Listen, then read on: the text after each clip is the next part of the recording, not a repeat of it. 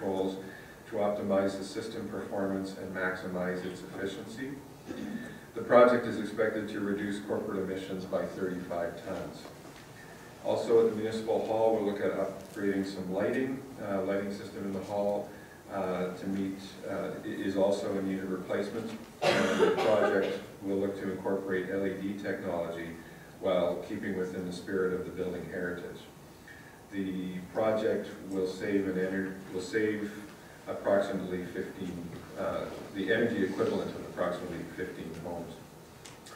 At the Gordon Head Recreation Center, we're looking at a boiler upgrade. The heating system at that facility will look towards renewable technologies to increase the facility of energy efficiency and reduce its greenhouse gas footprint. The project will reduce corporate emissions by an estimated 355 tons. And also at Saanich Commonwealth Place, as I had mentioned earlier, underwater lighting at SCP, and that's presenting an opportunity for savings of about 80%. And the energy savings on that particular project is about the equivalent of 20 homes. I don't know, did you want to stop for questions between each section or keep going? I think it's a good idea. There's a question here from Councillor Murdoch. Thank you, Mr. Mayor. Thank you, Harley, and thank you to your proxy.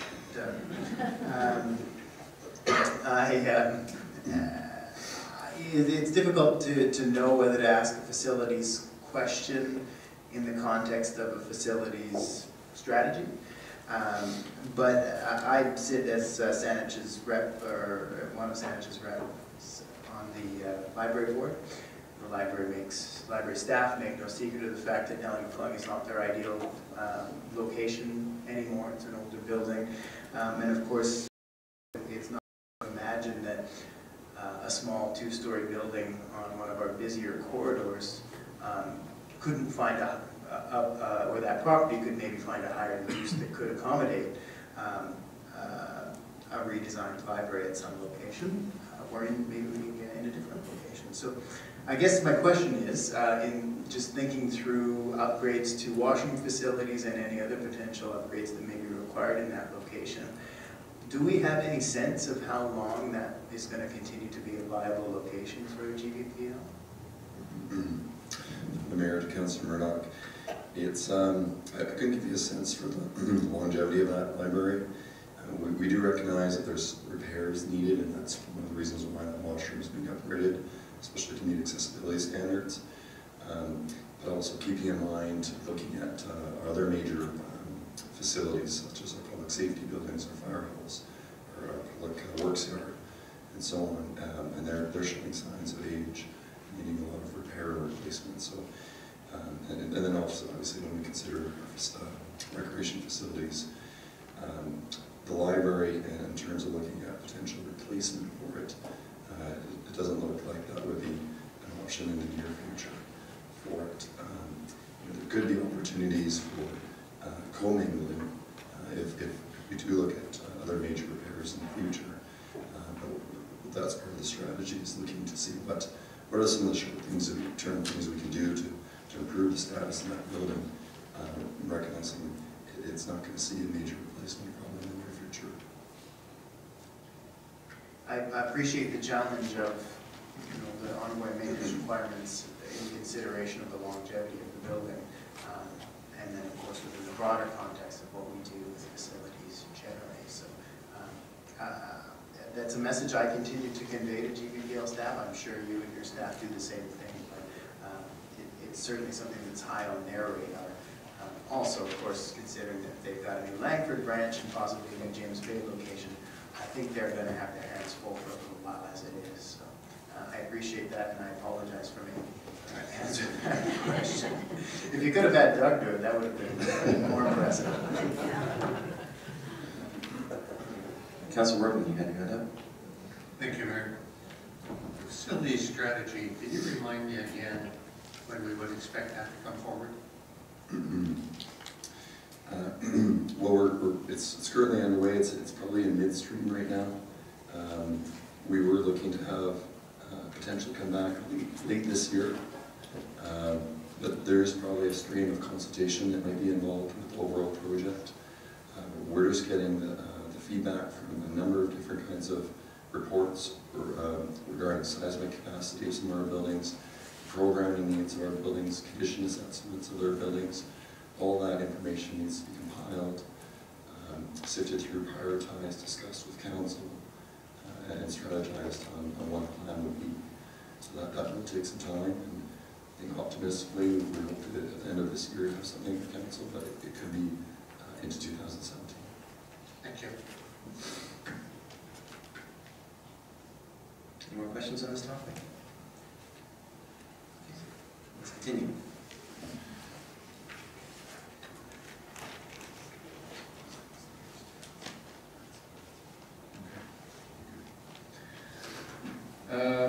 So next section is transportation, and Harley suggested there's maybe a couple of things that I can skip, but I maybe will just speed read and we can catch up. It's on page 75 of the budget document, a number of areas that are considered in the development of a capital plan. The official community plan provides 39 policies for mobility within the built environment. The strategic plan sets out the direction to provide balanced transportation that fosters livable neighborhoods and enhances transportation alternatives. Some of the guiding principles include making walking, cycling, and public transit as preferred modes of transportation, and as with our other assets, maintaining infrastructure and acceptable conditions. For investment strategies, we look to leverage grants where possible, such as the Strategic Facilities Fund, gas tax funding, road improvement program through ICBC, and the Active Transportation Initiative Fund through the CRD. Last year, our application for the Borden-Mackenzie bike lanes successfully received grant funding. Last year, we also hoped to start the Active Transportation Plan, but it was delayed due to staffing turnover and vacancies. We hope to bring an Active Transportation Plan terms of reference to council within the next month. The plan will focus on walking and cycling and establish a long-term strategic vision that will help guide active transportation and land use decisions and public investments for the years ahead.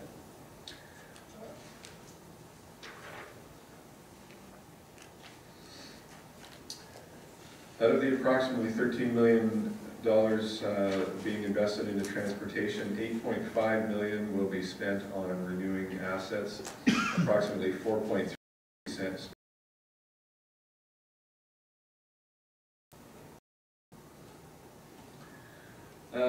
You can see we have a number of transportation projects planned for the year that are scattered throughout the districts. Projects in, my apologies, some of the 2015 projects that are carryover include Lansdowne Road bike lanes. This phase project provides a missing connection to Camosun College, Lansdowne School, and the Hillside Center. Staff are working with Camosun College to install a multi-use pathway through the college grounds to provide a facility separated from Lansdowne Road, and working with Lansdowne Middle School to improve sidewalk, cycling, and transit connections. Traffic signals at Blandford and Man. This project is currently underway and is expected to be substantially complete by May.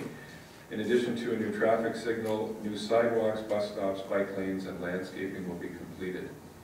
The traffic signal is expected to support the diverted traffic from the Wilkinson Bridge replacement project that will start this spring. Some of the key 2016 capital projects include the aforementioned Wilkinson Bridge replacement and the Colquitts Creek Trail expansion.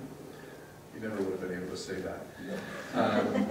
In collaboration with Parks, this project completes a missing section of the Wilkinson Corridor Vision that was identified in the local area plan and follows the Parks Master Plan to extend the Colquitts River Trail. In addition to replacing an aging bridge and extension of the trail, new sidewalks and bike lanes will be installed, approximately 200 trees planted, stormwater management will be incorporated, and streamside enhancements will be completed. Mackenzie bike lanes. This project will complete the missing gap of bike lanes on Mackenzie from Cedar Hill Road to Shelburne Street and provide a connection from UVic to the Lochside Trail. The design of this short corridor will be compatible with the proposed intersection improvements identified in the Shelburne Valley Action Plan. Mackenzie Quadra traffic lights are aging and need to be replaced. We will look for opportunities to improve the pedestrian refuge areas when these repairs are being undertaken. Tillicum paving and bike lanes. As part of the paving project on Tillicum, from the highway to Burnside, new bike lanes will be incorporated to connect the bike lanes installed in front of Tillicum Mall to the Galloping Goose. A new median is planned to be installed in front of the Tillicum Mall to be consistent with the corridor plan for the center. LED streetlight conversions. As part of the first of a 5-year replacement plan, streetlights on our major and collector roadways will be converted to LED. The 2016 LED streetlight conversion project will save approximately $42,800 annually in energy cost, and has a simple payback of 5.5 years when we consider the expected hydro rates. In addition to expected lifespan of an LED, in addition, the expected lifespan of an LED is 10 to 15 years compared to the high-pressure sodium lights that are only 5 years. The roughly 436,000 kilowatt hours in annual energy savings will result in a 4.4 ton reduction in GHG emissions. The 2017 hydro rates of 3.3 cents per kilowatt hour does not factor in a 3.5% increase in 2018 and a 3% 2019. So sorry, I may have confused that one. Those are just notes. We're doing so well. Pause for questions. Copyright 2016. Any questions from council? Councilor Dermott. Thank you, Mr. Mayor. I just wanted to follow up a bit on the LED streetlight conversion. 5.5-year payback is pretty impressive, really, and certainly most times if you can do that in your own home, you jump all over it. Is that simply through the energy savings, or does that include the lower maintenance cost that would be expected? It's primarily due to energy savings, but also from the BC the hydro rebates that were expected as well. Right. So if we don't consider the hydro rebates, it's about 8.5 years. So I guess the lower maintenance cost would come primarily in the latter half of the life of the streetlights, the street heads. Yeah, through the mayor, that's correct. It's just an extra point that we raised, being that 10 to 15 years is expected, but some have said that it can last up to 20 years for those types of lights. And one other question, one of the things that is touted with LED is that the light is much more targetable than in other cases. Will we be taking advantage of that? Certainly, that's one of the advantages, and a little bit of one of the drawbacks of LED. The advantages is that they are targetable, so that there's less glare, especially for neighbors. But in terms of the roadway, it can really concentrate on different spots as far as to providing a better bandwidth for the whole roadway. But we'll look at each street, street by street, when in place. Thank you. I really look forward to seeing some of the results. Thank you. Any other questions at this stage? Okay, seeing none, let's continue.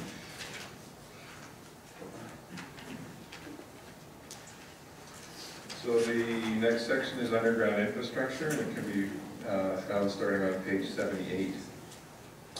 The official community plan sets 30 policies that guide our investment into underground infrastructure in terms of protecting the aquatic habitat and water quality, and managing liquid waste, stormwater, and the water supply and distribution.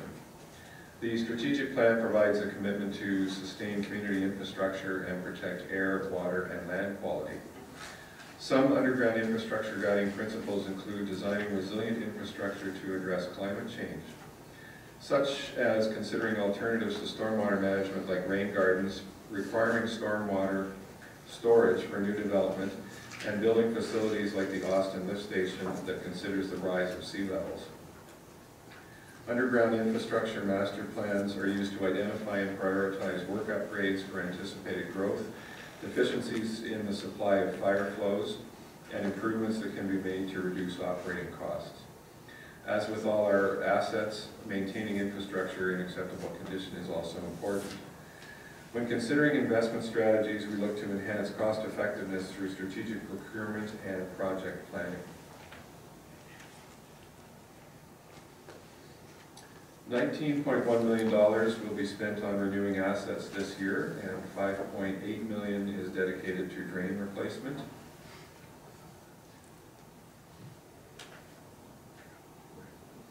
$7.3 million is identified for water that will replace, I'm not sure. 5.9 kilometers of water main. So as you can see, it will replace that distance of water main. And the new Rithid Reservoir is now in operation, and $66 million for sewer work, and those items are identified in the 3 bullets on the slide.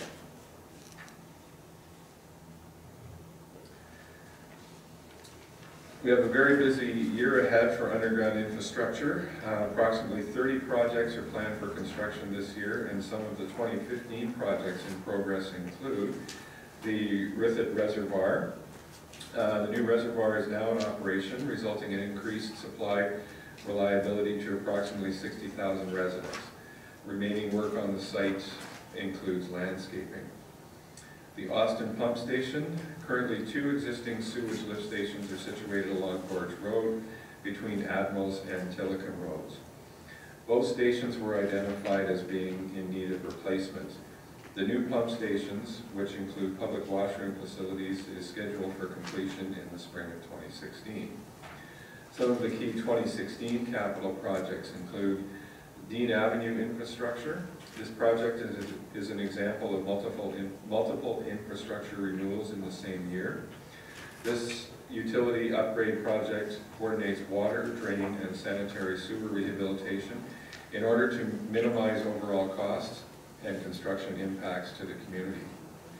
The Arbutus water main between Gordon Head Road and Telegraph Bay Road was identified in the Water Distribution System Hydraulic Model Report as undersized. The entire 2.8 kilometer long project from Gordon Head Road to Telegraph Bay Road is planned for completion in 2016. Cured in Place Pipe. It's a lining program that uses a trenchless rehabilitation method used to repair existing pipes. This program continues to be cost effective in repairing several of the sewer and drain mains. And the Woodstave replacement program. The budget for drains continues to focus on the replacement of Woodstave pipe. 2 kilometers is anticipated to be replaced this year, and approximately 7 kilometers of Woodstave pipe remain today. Based on anticipated capital funding, completion of the Woodstave network is expected to be completed within 5 to 6 years. And that concludes the engineering presentation.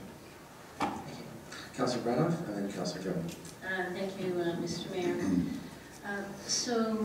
With respect to all the underground work, and if I reflect on I&I in Saanich, I'm wondering if we actually, as we're doing some of this, do we do some smoke testing so that households know if they have cross connections? Sorry, through the mayor to Councillor Branoff.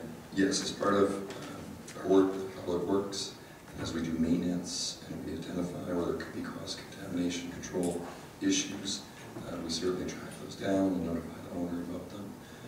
But historically, Saanich does very well when considering I&I rates. We're very low compared to our partners in the region and other municipalities.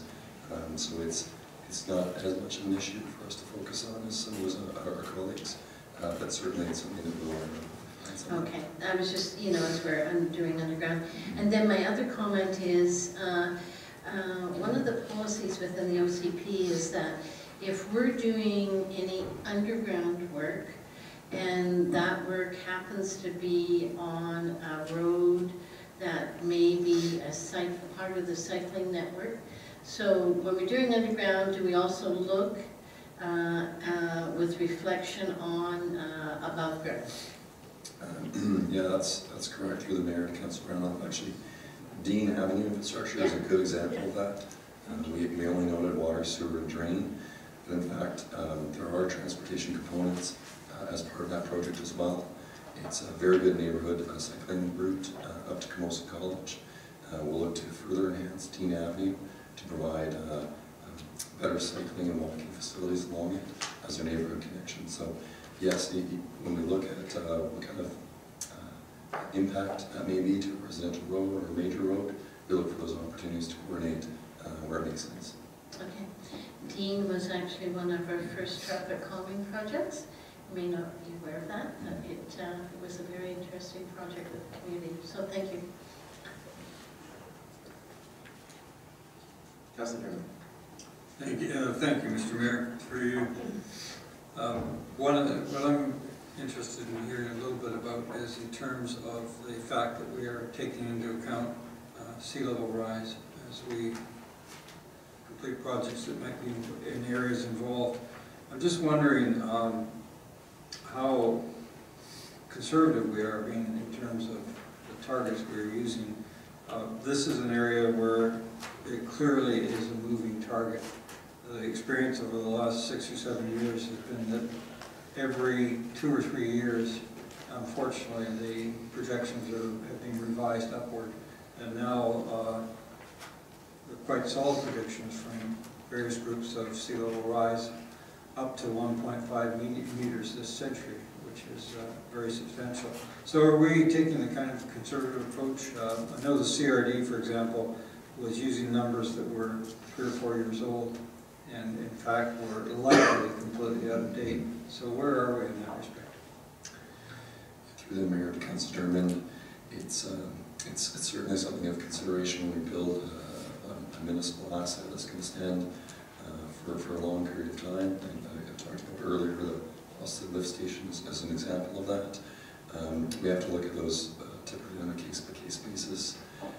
The science behind it, there's, as you've just indicated, there's kind of different reports on what that rise in sea level can be.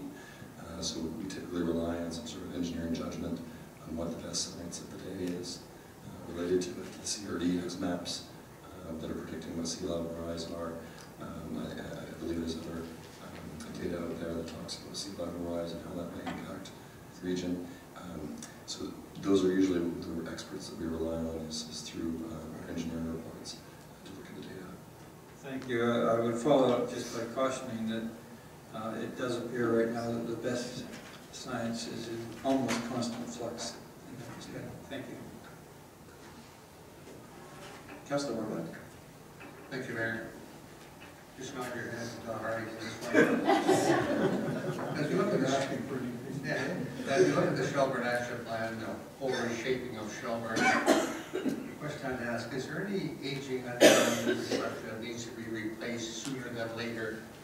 Maybe you answered it when you mentioned how much wood stave we're going to be replacing in the next 5 years. But is there more that if we're looking at, I use the word, some would like to see the whole process fast-tracked. And to fast-track the pavement, we have to also fast-track what's underneath it. Are we looking at that in? Through the Mayor and Councilor Worgeland, it's certainly something that we're looking at in addition to the Shelburne Valley Action Plan and the mobility improvements that are suggested. There are pieces of infrastructure work along the Shelburne corridor that we have been delaying on purpose to understand what kind of above-ground infrastructure improvements are needed. That window, we do have time with it. We do need to replace it. However, the timing of the current consultation for the short-term mobility changes, I think will coincide well with whatever improvements council decides. And at the same time, some of that underground infrastructure will need to be replaced. Thank you. Any more questions? Okay, let's continue. Just, Mr. Mayor, I don't want to talk any longer, but you do have a copy of the 2016 Capital Works project. So it has a little bit more detail around the capital details. It was built or developed this year in collaboration with Parks and Recreation. And after the meeting, we will hope to post that back online for look. This consumption later in the week, should council not have any changes. Thank you, it's very useful.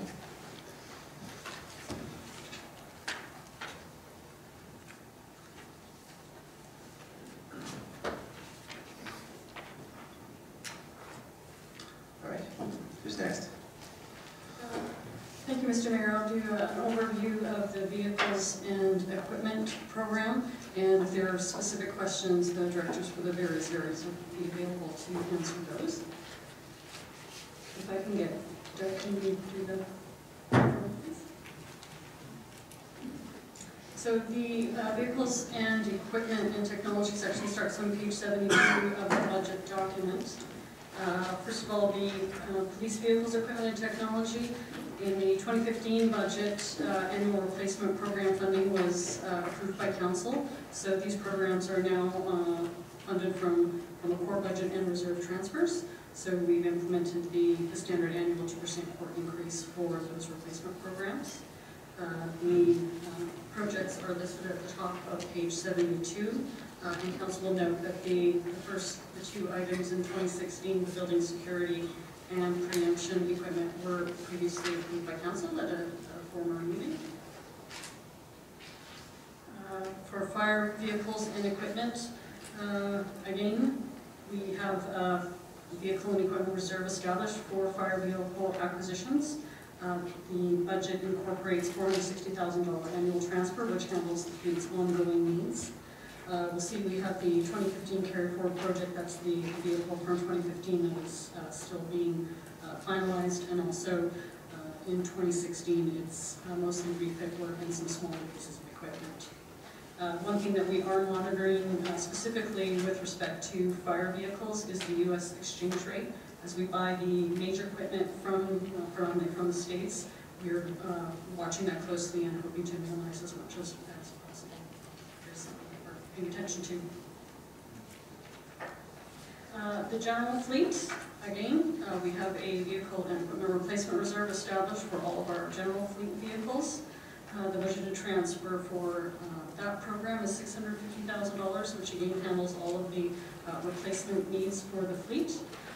The fleet manager analyzes those needs on a detailed basis, and it is not just useful life is estimated at 10 years, so we buy a new vehicle in 10 years. We are constantly managing that fleet to get best capacity. The fleet vehicles are listed at the top of page 73. It's a sort of an ongoing replacement amount. 2016 budget is $1.25 million worth of replacement vehicles. The other two sort of smaller sections are parks and recreation equipment and what we call finance equipment and engineering equipment. These are all replacement programs funded from core and reserves. For the parks and recreation equipment, there are fitness equipment requirements, parks equipment, and golf course equipment. For finance, we are replacing the production printer in the print room, which does all the significant copying and production needs for the entire municipality. And also in engineering, we have just some street operations equipment, again, a minor acquisition. So that's the overview for the fleet and vehicles. Fleet vehicles and equipment. Councilor, do you have a question? Thank you again, Mr. Mayor, through you. I guess my theme tonight is future proofing.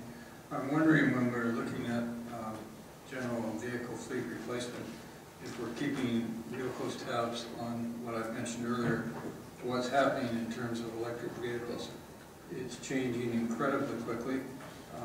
Every major manufacturer, including manufacturer of heavy vehicles, are within probably a year or two at most of bringing out product in that way. It's somewhere where I think the world is going to start to go very, very rapidly, especially in things like municipal vehicles that drive a set amount per day on average and don't tend to go on long trips and things of that nature. So I'm just wondering how carefully we're monitoring that. It would probably come pretty quickly where it is more cost efficient to invest in electric than it is in gasoline.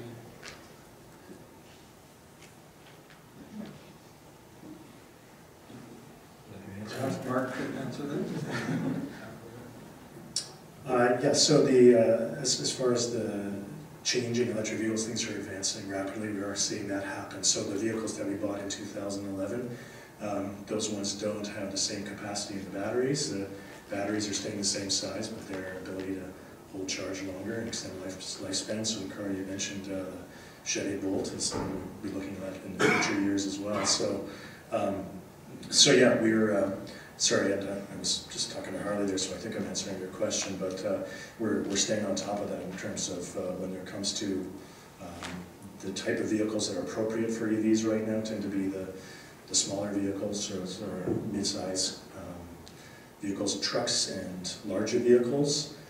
There's a few options there for doing some custom fitting. There's some systems I've inquired about to find out. There's some manufacturers making trucks that we could consider piling in our fleets, but there hasn't been a lot of responses to those inquiries yet. Here we're seeing it happen in the States. Yeah, it is starting to happen, especially in the States.